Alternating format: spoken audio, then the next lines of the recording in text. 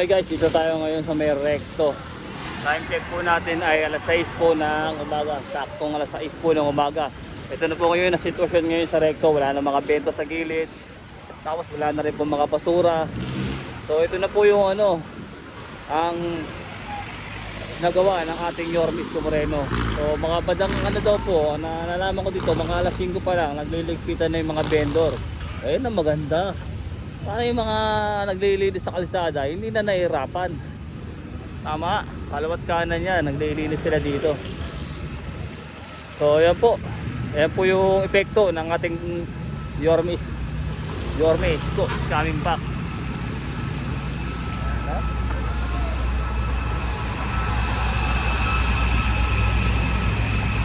Ayan, nakalinis ang ano, ang Maynila ngayon. Ayan, oh, may Lionel, kompleto, Lionel, tapos MDR Armo, Bombero, may Lionel sa may Carmen Planas, may sweeper na maaga pumapasok. Always naman yan, power sweeper natin. So ito yung ating ano, MDR Armo. So ayan, natanggal yung ano, yung libag ng talsik. Nagtalsikan lahat to. Ah boss, sige.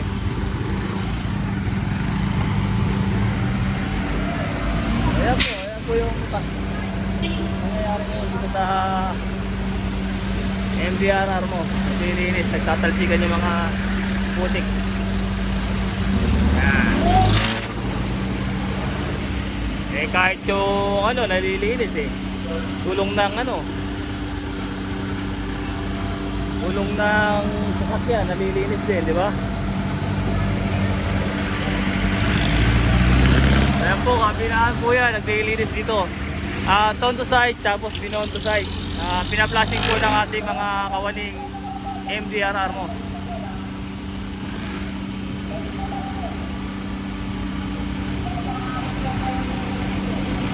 Ayan.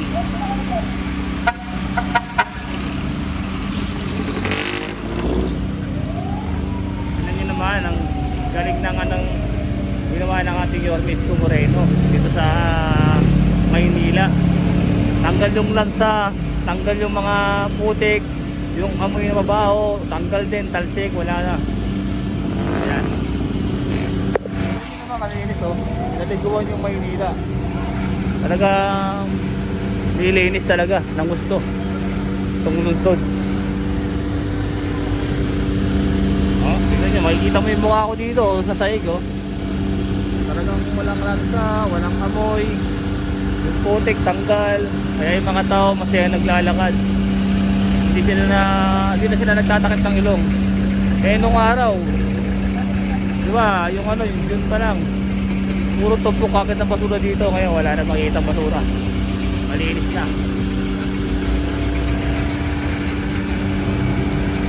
Hanggang ano to, no? Hanggang Santo na ang Asensyon. Alam mo yata, iikot na yata sila dito para Santo tayo.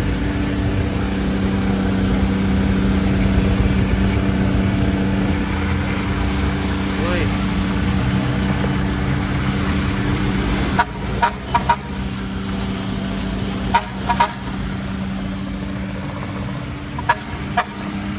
Ayan po yung epekto ng kalinisan ng ano, ng Maynila. Kabilaan pala to, no? May nilinis oh.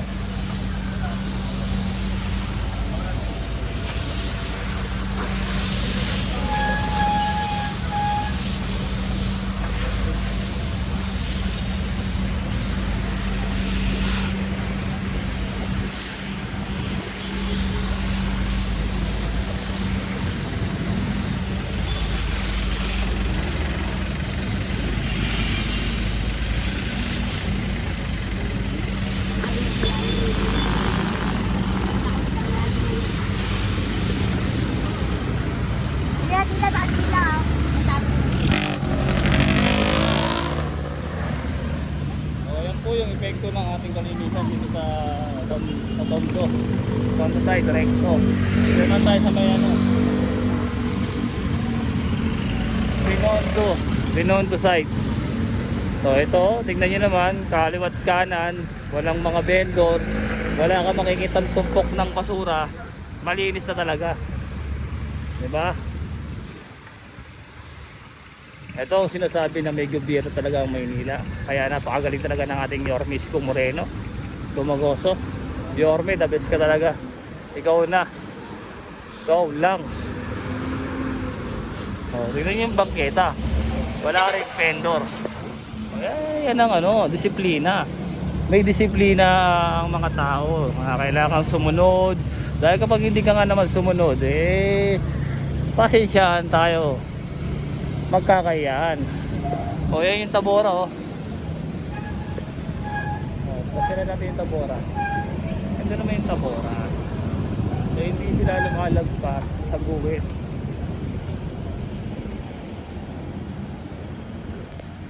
Guhit lang talaga sila dito, guys. So hindi sila lumalagpas, sumusunod talaga dito yung mga vendor dito.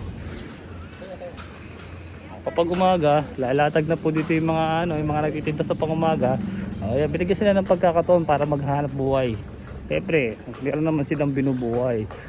Kailangan lang talaga ngayon sumunod sa tama. Yung guhit na kailangan sundin, na huwag kang lalagpas. Kailangan ganyan.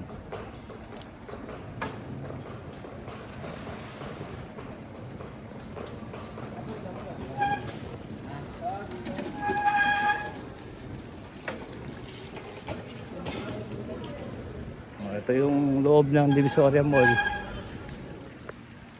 at sumusunod.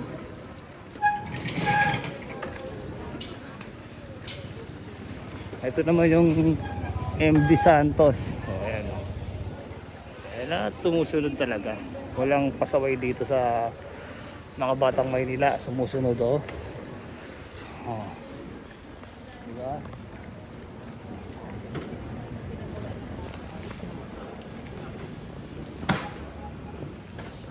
Kita sila.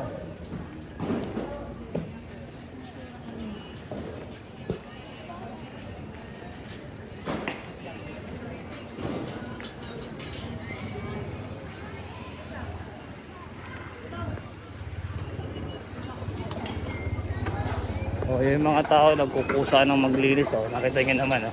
Diba? Very good ka, kuya. Saka henyo. Ito naman yung Santa Elena. Diba? Guhit lang din sila dito, guys. Hindi sila lumalagpas sa guhit. Very good sila dito. Talagang sumusunod talaga. Ito, pag dumaan ka dito nung araw, Diyos ko po, matakot-takot. Hindi ka makakadaan ng maayos. Sobrang luwag na. Ito dito sa Santa Elena. Ito naman yung One Luna. Ito naman yung One Luna. One Luna, maluwag din ang One Luna. Kaya walang pasaway. Wala nang mga tulongges. May mga tulongges man din. Siguro ilan na lang. Yung mga hindi pa siguro nasasabihan, mga nakakalimot, nalilimutan. Sunod na lang po tayo. Dahil si Yorme, ang ating Yorme, dito sa may sungsod ng Maynila. Sunod na lang po tayo sa patakaran na gusto po ng ating gobyerno. Tingnan nyo naman, napakaganda. Napakaluwag. Napakagandang tignan. Alas 6 po ng umaga. Ito po yung tsura. Umikot na po ako para ipakita po sa inyo na maganda po ang kinalabasan, na mayroong mga pulis nakatoka, tumitingin. Saludo tayo sa mga pulis natin na nagtapat at naglilingkod dito sa lungsod ng Maynila. Ito naman ang ating mga DPS naman din. Daling araw pa lang nagwawalis na.